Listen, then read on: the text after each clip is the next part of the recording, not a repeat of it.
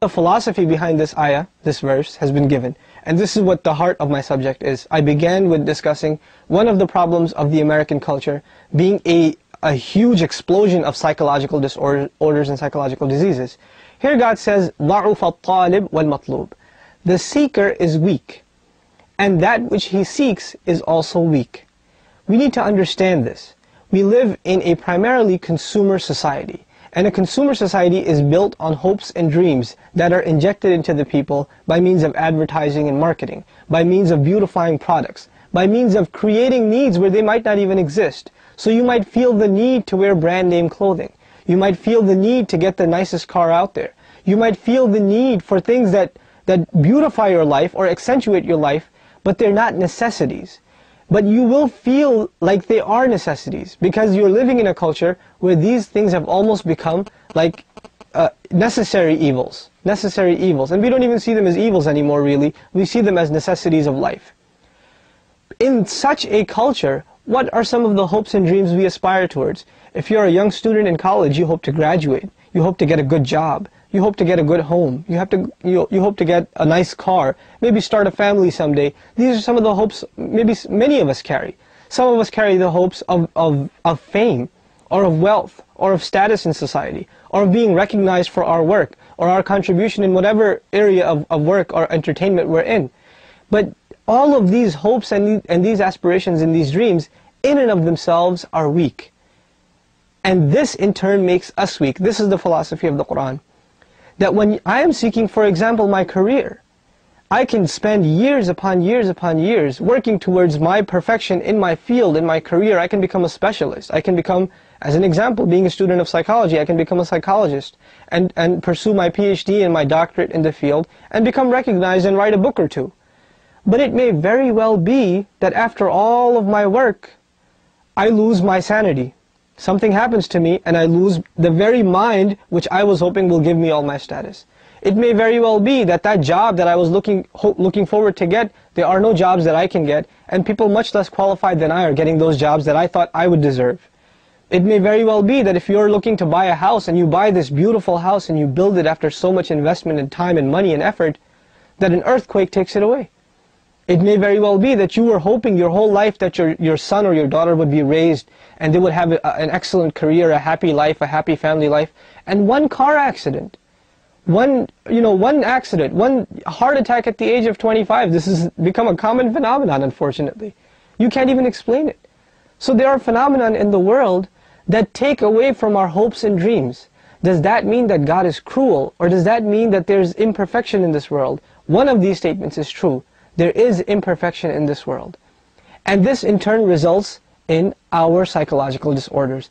We're not happy, we're not content. We're constantly looking to please ourselves. Think about this for a second.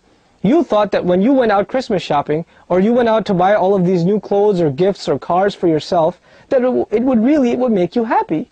But that same car that you were obsessed with, or those same clothes that you were, absolutely obsessed with, and you bought, those same clothes don't make you happy after a month. That's gone. That same woman that you wanted to marry or you wanted to be with for so long, once you have her, that desire for her is removed. That same career that you look so forward to having, now you hate your job. So whatever we desire, it seems like when we achieve it, we don't get that pleasure and that satisfaction that we were hoping for, that was driving us to achieve it. Which in turn drives us to produce new desires, new aspirations. We're always looking at the grass on the other side, obviously that being greener. And this in turn is making us weak as a people. As a people, we have become weak to our desires. We don't control our desires control us. This is what in turn makes us weak. Especially at the loss of that which you are pursuing. When you suffer from a loss, all psychological diseases, one or the other, has to do with a loss, a trauma. Loss of a family member, loss of a job, loss of a home, loss of anything that which you were aspiring towards, or that which you held very, very dearly, and you lose it. This is what is at the heart, at the cause of sadness, at the root of depression. And these symptoms, these diseases really, can only be removed if we seek something that if we seek it, it doesn't become stale after we achieve it, like any other desire in this world. And the only thing that once we seek it and we achieve it, we are satisfied, and there is nothing more that can quench our thirst, is the thirst for truth. The thirst for the ultimate truth. And the ultimate truth is Allah, is the uniqueness of Allah, is the oneness of Allah, is the fact that He created us, He sustains us, He provides for us, and He has created this world as a test in which we live and we get all of these great beautiful things, and we lose some of these great beautiful things. Many times of our lives are of happiness, other times are that of sadness. Why does He put us through these things? Simply put, He explains in another part of the Quran, لِكَيْ لَا تَأْسُوا عَلَى مَا فَاتَكُمْ وَلَا تَفْرَحُوا بِمَا آتَاكُمْ.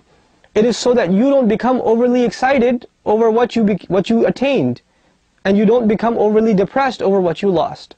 Because this shows that you haven't established that ultimate connection with Allah, that ultimate relationship with God, in which whatever comes to you that is out of your control, you recognize that it is from your Creator.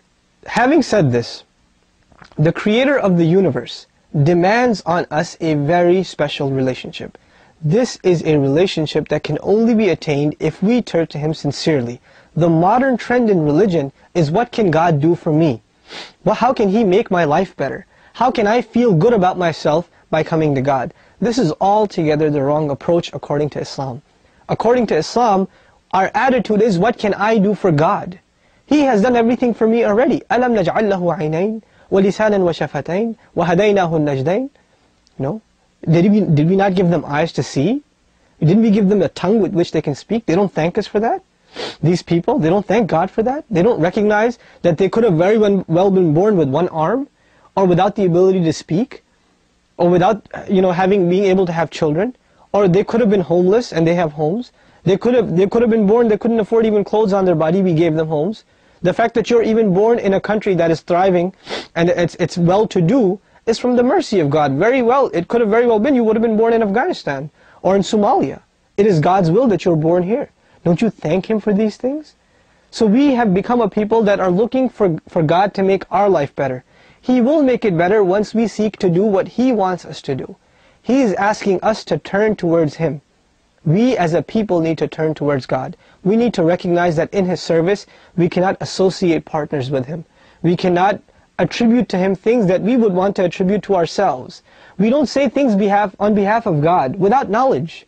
We don't say things like God loves you or God is pleased with you. That's the knowledge of God. How dare any of us take that role and say what God is thinking of us? We have to be humbled. And in the faith of Islam, we are humble to Allah in that we don't make the claim that Allah is pleased with the Muslims. We make the claim that we are struggling so that He may be pleased with us. We don't even know.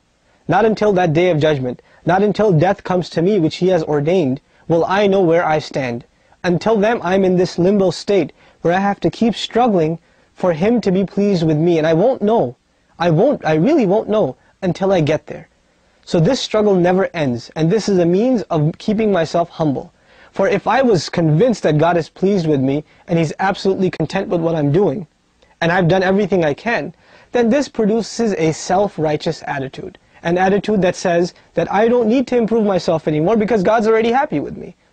So this arrogance is at the root of what the devil himself, the shaitan himself, carried. His primary disease was arrogance. So reminding you of the verse that I shared with you once again, I remind all of us, as people of faith, as people that believe in a God, that we need to humble ourselves before our Creator. We need to thank Him for the good things that He has given us. We need to recognize that we will remain weak as a people so long as we turn to other things for contentment other than Himself.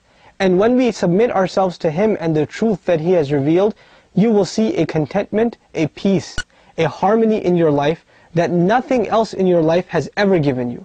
And this is a guarantee of His own word. May God make us all people of righteousness, people of guidance, and people of faith. I thank you for your time.